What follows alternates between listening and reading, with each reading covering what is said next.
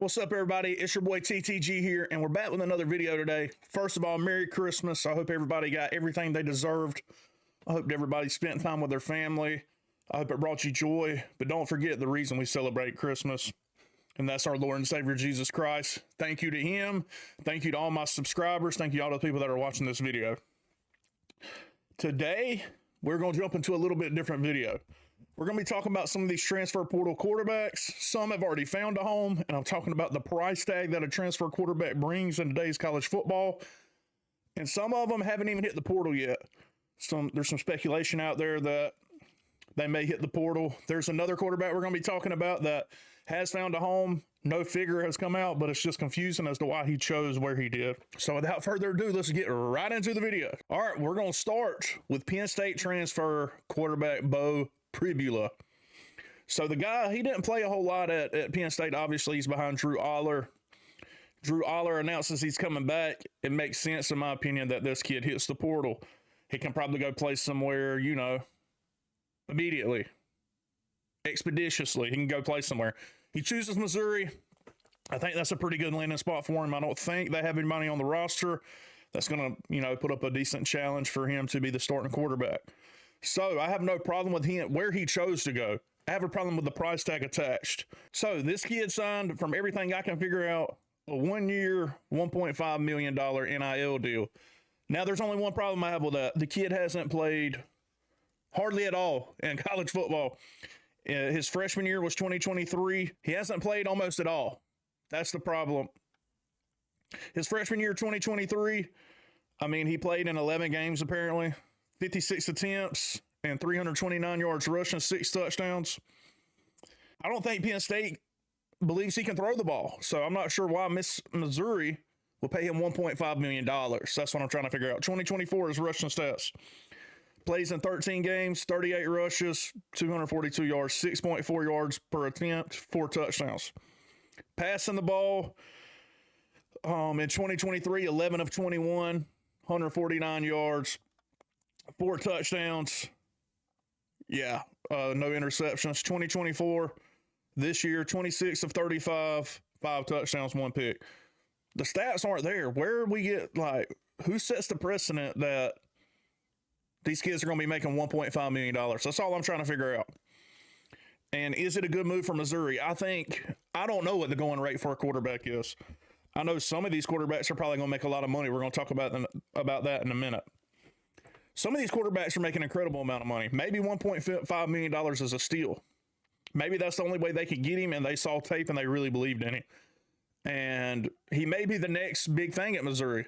I know he can run. I haven't seen him throw the ball a whole lot, but it sucks because Penn State is in the midst of a national championship run, and I think they have the team to do it. They could win the whole thing. Anybody left, I think, could win the whole thing.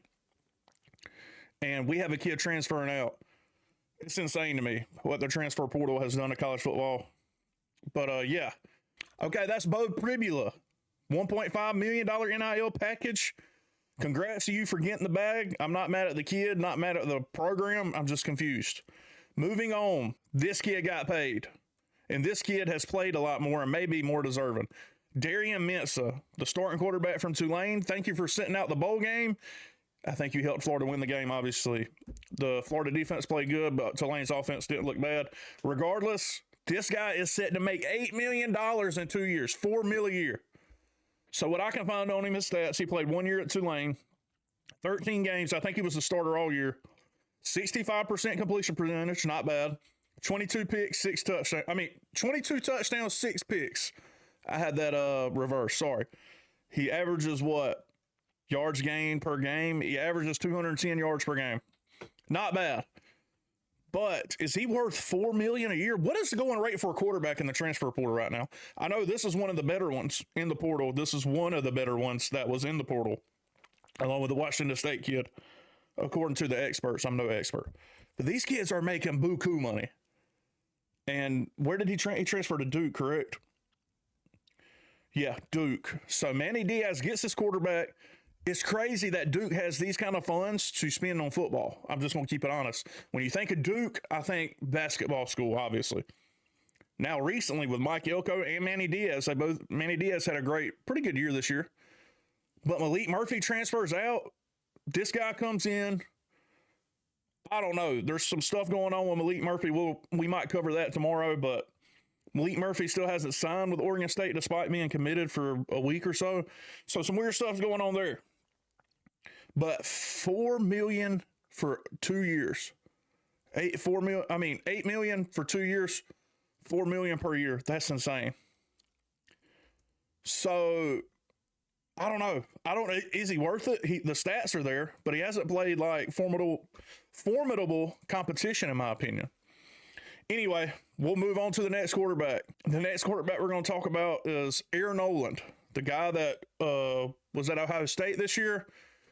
They're in the middle of a national championship run. I know he's probably further down the depth chart. I would guess that the depth chart is like Will Howard, Devin Brown, Lincoln Kienholz, Julian Sayin, and then probably Aaron Noland. So I'm not even confused at why he transferred. It's his landing spot that has me a little confused. He lands at South Carolina. Now, those of you that watched South Carolina this year know that they have a really good quarterback named Lenore Sellers that was a redshirt freshman this year. He still has 3 more years of eligibility. Now, whether he will exhaust all of that or not, yet to be seen, obviously, right?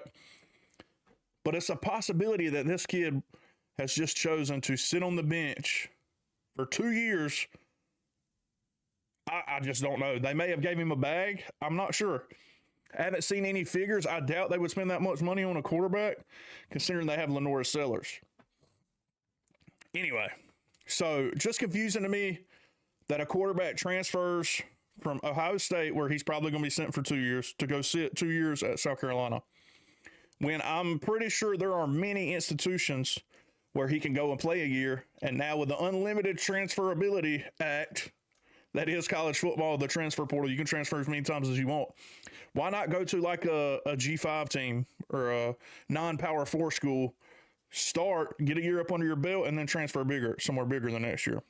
I don't know. Maybe he likes our quarterback coach. Maybe he likes Beamer. Maybe he just wants to be a Gamecock. I don't know. Either way, kind of confusing on where he ended up, but nonetheless, Aaron Noland, South Carolina, that's a good get for South Carolina for sure. The next thing we're going to talk about is Carson Beck. Now, Georgia's in the midst of a title run right now. It's already come out that Carson Beck has had surgery on his arm. I think he had Tommy John is basically what he had. He had damage to his UCL, had the surgery. They said he'll start throwing around, March, I think they said, something like that, March, April. Now, that brings into question his draft stock. His draft stock was already going downhill a wee bit, in my opinion, from this year. He threw a lot of picks. So what does that tell us? That tells us that it may be possible that he would come back to Georgia. Some people are speculating that Georgia wouldn't pay him, especially coming off of an injury like that, what he is wanting. So the transfer portal is there. Would Carson Beck transfer? I'm going to bring up Aaron Murray, and I think this is a podcast they do. Let's just see what they say about what could happen with Carson Beck. All right, let's watch this. His options, all his options open? Yeah, you can go anywhere. Really? Anywhere. Y'all boys. I like the Miami. You could. You think what's the best fit? I like Miami too. That makes a lot of sense. I like Miami. For him, you know? Where else? Elite defense. You got to play 2 big I mean, I games can see if Jalen leaves Alabama, Right. and go to Bama with Kalen DeBoer and what he did with Penix. That'd be so disrespectful. He fits that offense better than Jalen does. Imagine if Carson goes to fucking Bama. No, don't say that. Man, That'd be so disrespectful. And has to come to Why is Georgia. it disrespectful? It's today's fucking game. I get that. I don't know. For some reason, I don't know. I hate that. Don't even put that in there. Don't even talk about that. I think that's a UNC possibility. a little. So there we see Aaron Murray talking about 2 possible landing spots for Carson Beck. I don't see him going to Alabama. I think the Bulldog DNA is too embedded in his blood. I don't think he's going to Alabama. I think that would be kind of disrespectful. But you can't ever put anything past these kids. If Alabama was to come up with the bag, it's going to be hard to tell them no, especially if Milrow's out the picture. Miami seems like a pretty good destination, and I'll tell you why. The Cavendish twins. He's dating one of them. They're at Miami. Now, normally I would say that wouldn't be a big deal because they're going to be graduating. They're going to run out of eligibility after this basketball season. But their parents just moved down there as well. So I think I see them settling in the Sunshine State in Florida. And I could see Beck going down there to be closer with his girlfriend. Miami's also needing a quarterback, so the situation's kind of there. Let me just ask you, if Darian Mensah is worth $4 million, what would be the rate if Carson Beck was completely healthy? He was a Heisman front runner, or one of the Heisman front runners coming into this season. We've seen what he can do. If he can limit the turnovers, he's one of the better quarterbacks in the country. What would he be worth? What would his NIL dollar bring? We know Miami's got money. They've spent it before. I don't know what the figure was on Cam Ward. I'm sure it was up there. Could Carson Beck top Darian Mensah? I think he could. But him coming off an injury, I'm not sure that his NIL is going to bring that much money. But anyway, that's the video for today. Nothing too, it's just a little quick video breaking down some of these portal quarterbacks, what their going rate is, and yeah, some interesting landing spots. And of course, Carson Beck, not even in the portal yet. That's all speculation. He could still go to the league. He could still come back to Georgia. But what does that do to Gunnar Stockton and the quarterbacks that have been sitting behind Beck all these years already? Somebody's hitting the portal, gotta be, right? There's no way you can just sit up there and waste your life away, no matter how much you're winning. Waste your career away sitting on the bench waiting on an opportunity. It's just not logical. So anyway, with that being said, that's going to be the video today. Make sure you like, make sure you subscribe, click the bell notifications to get notified to when I post. And let me know in the comments, is the portal ruining college football? Are these quarterbacks overpaid? Let me know. You guys have a great week, and Merry Christmas and a Happy New Year to you guys.